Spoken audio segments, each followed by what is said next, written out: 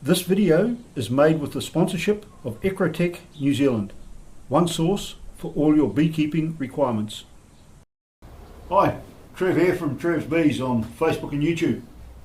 Well, we're back talking about beginning beekeeping part 2. Hopefully you've watched part 1 and now we've come to the better part, I think, of equipment that we need, how we're going to get our bees, and some of the costs. My recommendation for anyone is that they have 2 beehives, because if something goes wrong with one, you lose the queen, you've got the other one as spare parts where you can take eggs out of it and put in there, and that's a different story altogether. But with 2 beehives, you've got the chance of rescuing one if it dies or something goes wrong. If you only have 1 beehive and something goes wrong, you have no fallback plan. So I recommend 2 beehives.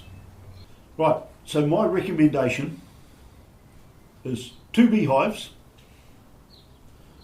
Over 2 years, you're going to have to spend around about $3,000. In the second year, that will include some form of extraction equipment, but that's slightly further down the line. So right at present, I want to just step you through what the basics are. If you have to buy everything ready-made, if you're a bit of a home handyman like me, and you've got some equipment, saw bench or such like, you can do this a lot cheaper, or considerably cheaper. But there's certain things that you're going to have to buy. You're going to have to buy wax foundations and whatever. But we'll go through all that. So if you can do it for less than $3,000, that's fine. But if it costs you a little bit more than $3,000, at least you weren't too upset when you only thought it was going to cost you $200. So let's start going through, for starters, suppliers. In New Zealand we have several beekeeping suppliers, some of them quite large, supplying a big range of equipment and a selection of equipment from Auckland down to Dunedin. I buy pretty much all my equipment through Ecrotech New Zealand. There is a few items that they don't have, which I have to buy from other people. But pretty much I buy everything from Ecrotech.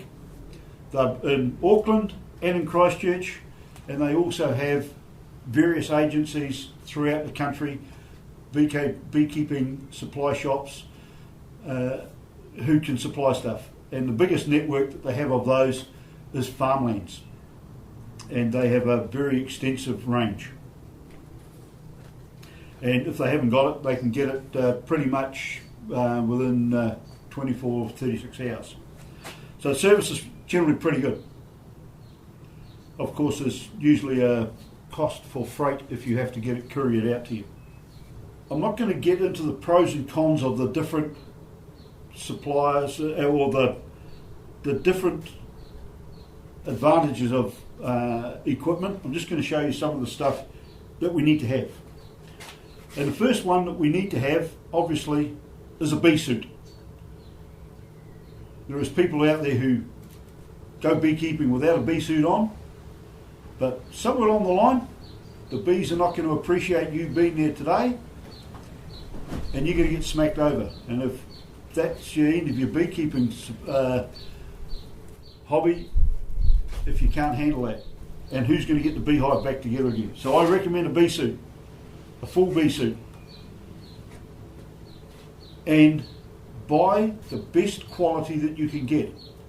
On the internet particularly, you can get a lot of cheaper bee suits, but you're going to spend a lot of time in the suit, and I recommend that you get the best you can. So I've got two bee suits here today. This is the traditional white bee suit that you see most beekeepers wearing. Made with, for New Zealand, they're made with mostly with Dean's overalls and with a good quality helmet on. These are great. The bees have difficult stinging through them, but they can. They've got stretchy stuff in the legs, and they've got stretchy stuff in the wristbands. And currently my favourite bee suit is my yellow one, which so many people have seen. This is about $175, $180, and this is around about the $200. So not much difference in cost, but these ventilated suits, to me, are wonderful. But if you buy cheap bee suits, beware, you will get stung.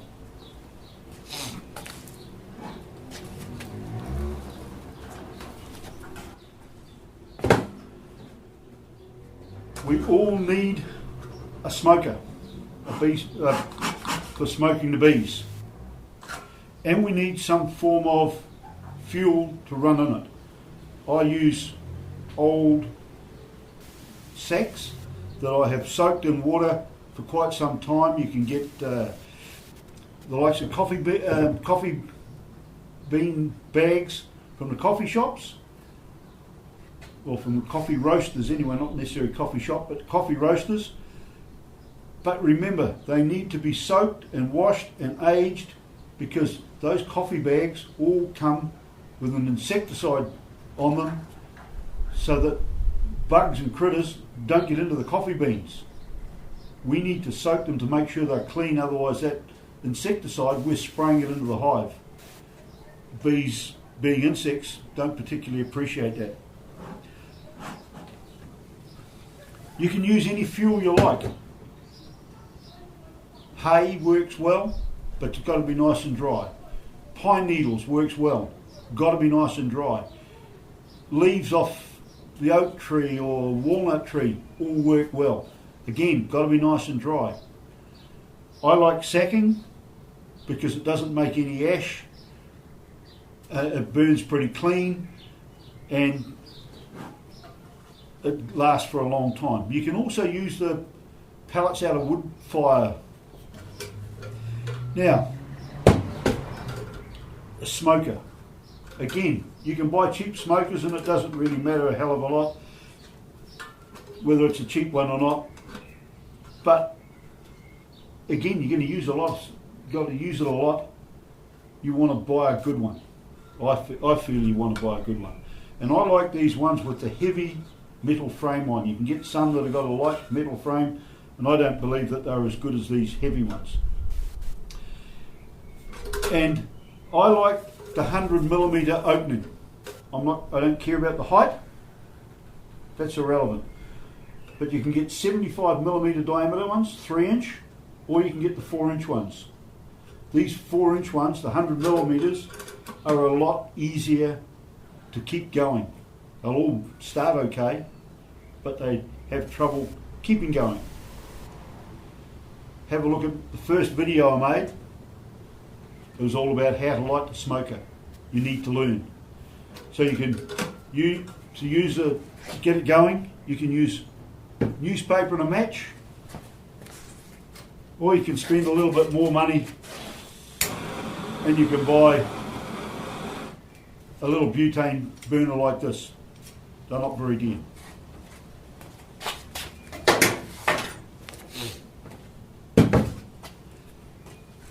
Everyone's got to have a hive tool of some description. I got a video on the different types of hive tools. This is my hive tool that I like. When you get to buy a hive tool, buy 3 or 4. Most people lose them somewhere along the line. I like the stainless steel ones. They tend to be more rigid, they don't bend quite so easily. We get quite brutal with hive tools at times. They need to take a fair sort of a pounding. And the other thing that I do with my smoker, You see how it's got these little wires bent over the top here? Always on this side, on the right hand side, I cut this one off. And then my hive tool sits down there like that. I always know that when I'm not using the hive tool, it's sitting in here with my smoker, and when I've got one, I've got the other. I've got a lot of hive tools, and while I recommend that you buy multiple because people lose them, I have yet to lose a hive tool. I've lost some other equipment, but I've never yet lost a hive tool.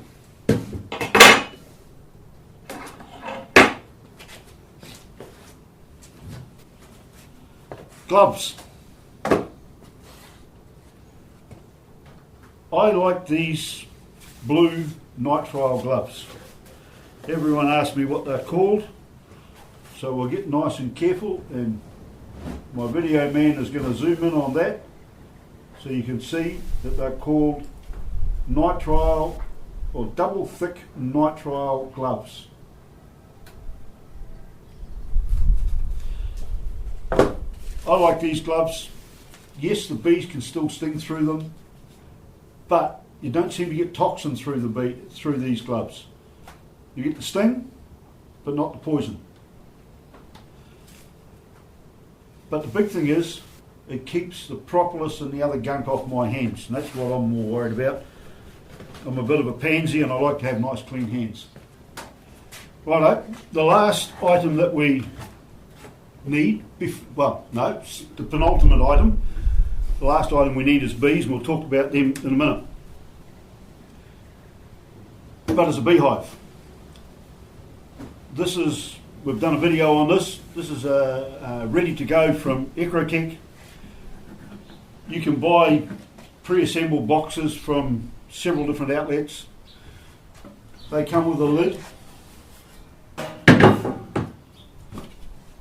a ceiling or a hive mat, and a box with 10 frames. And I'm not going to get into the argument about 9 frames, 10 frames, 8 frames, whatever. These ones come with 10 frames. And down the bottom here, we have a plastic Hive Doctor floor. You can have a wooden floor if you want. You can have wooden frames if you want, wood and wax frames. Or you can have wood frames with plastic foundation. You can get 3/4 boxes. I use all 3/4 boxes. You can get jumbo boxes. I don't care. It's over to you. You need to make a decision. But any beehive is going to have or require, not necessarily in its first year, but by its second year, 5 boxes. You're looking at round about $80 something per box. Doesn't matter what the size is. Somewhere around about the $80. So, you start adding some of those figures up to what we've done here. 2-box beehive, a smoker, a hive tool, some gloves, this one, and a bee suit, and sitting just here is the best part of $1,000. The next thing is, now that we've decided we're going to outlay all this money, is where do we put our beehives? Well, for starters, you need to talk to your neighbours. If you're in town, like I am, I'm in an urban area, you need to discuss with your neighbours as to whether they're going to mind you having beehives. Talk to them with a couple of pots of honey helps. But generally, most of the neighbours are okay if you discuss it with them. You need to check your local council for their bylaws about beekeeping. I can't remember the exact wording of Manawatu, Palmerston North bee rules, but it's something like 400 square metre section, you're allowed one beehive, and a beehive for each 400 square metres thereafter, or round about that size. So you need to check out the size of your section and how many beehives you're allowed. Having got permission and found out the rules that you are allowed them, and every council varies. If you're rural, it doesn't matter, you can do what you like. But if you are urban, you need to find those rules. Now the next thing is you've got to decide where you're going to put that beehive in your section. And I have one rule. I want a place that's got the most sunlight that it can possibly have in the middle of winter. Because if it's getting plenty of sunlight in the middle of winter, it'll be alright for summer. You need to make sure it's away from the neighbour's fence, and the flight path is not, with the direction that the bees are going to fly, is not over the neighbour's washing or over their car, so that the bees poop on the car. You need to be mindful of the neighbours. You need to check with the neighbours regularly once you've got your bees to find out as to whether the bees are causing any problems. Location of the hive is very important. If you've got a neighbour that you're not too certain of, or you don't know and you don't want to talk to them, get an empty beehive and stick it out on your back lawn somewhere where you're going to put the beehive, and leave it there and see if you get any complaints. It's surprising how many people will complain just because you've actually got a beehive box in the backyard. Something to think about.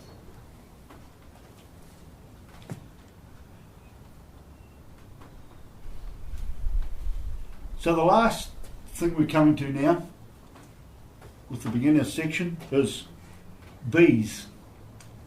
And where do I get them from? There's several options. You can catch a swarm, and I think that's about as much fun as you can have, catching bees, bee swarms. It's a fascinating lot of fun. And there's lots of videos. Watch mine. But on YouTube there's thousands upon thousands of videos on catching bee swarms. Some of them are not the best, but every swarm is different. You can buy bees in New Zealand on Trade Me. And I'm not going to knock anyone selling bees on Trade Me. There are some people who have got good feedback and some not so good. You need to do due diligence yourself on when you're buying bees on Trade Me. Remember, most of it is buyer beware. If, like we said in the first video, you've joined a bee club, you may be able to buy bees through the bee club, or at least through a member of the bee club who sells bees. Or off the bee forum that I told you about, nzbees.net, they also have a classified section in there where you can buy bees. As a bit of a warning, if you're buying a ready established beehive from anyone, get someone independent and who is qualified to check the colony for you. Remember that you're the beginner. To you, what looks like a lot of bees might be an almost dead hive to me. Get someone independent. If you're a member of the bee club, someone will check it out for you. And as a last point of warning, don't buy bee equipment or bee boxes second hand. Do not buy empty boxes from Trade Me unless they're brand new. If they're brand new, fine. Rules have changed. But second hand stuff, we don't know as to why that box is now empty. Has the hive that was or the bees that are in there previously died because of disease? And if so, those disease spores, remember that book, American Foul Brood, the yellow book? If it's died from AFB, then we're going to have to destroy that equipment. So I say again, do not buy second-hand bee equipment. If it's got bees in it, it's not second-hand. So if you buy a nucleus colony from someone, or a whole beehive from someone, it's got live bees in it, it's not classed as second-hand. Empty gear with no... I know it sounds as though I'm going over and over this, but I can't stress this part strongly enough. It may save you a lot of money and a lot of heartache if you have to burn a hive. Trust me, when you've got 2 or 3 or 4 boxes of bees with honey and all the rest of it, and you've got to kill them and burn it, it is heartbreaking. Do not buy second-hand equipment. Alright, so that's it from Trevs Bees on Facebook and YouTube. Beginning beekeeping, where and how to, part 2. Happy beekeeping. We'll see you around the beehive.